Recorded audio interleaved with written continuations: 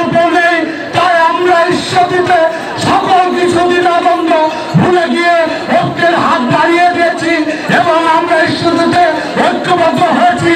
তাই আজকে আপনাদের কাছে এই মঞ্চদত্ত আহ্বান জানাই, ভয়াবহ সংকট আছে, হয় নির্বাচন হলে বাংলাদেশ বাঁচবে, না হলে একটা গৃহযুদ্ধ প্রান্তে আমরা দাঁড়িয়ে আছি। বিদেশি ষড়যন্ত্র চলছে, বাংলার জাতীয়তাবাদী দলকে ষড়যন্ত্র করে বাংলাদেশের রাজনীতি থেকে বিতাড়িত করার একটি গোষ্ঠ চেষ্টা করছে এবং ষড়যন্ত্র করছে।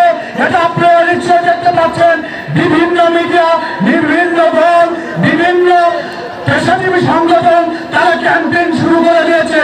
তাই অনুরোধ, ব্যক্তি স্বার্থ ভুলে গিয়ে আমরা যারা জাতীয়তাবাদী দলের আদর্শে বিশ্বাসী, আমাদের সৈনিক, আমরা সবাই সেকুলার মানসিকতা নিয়ে দল করি।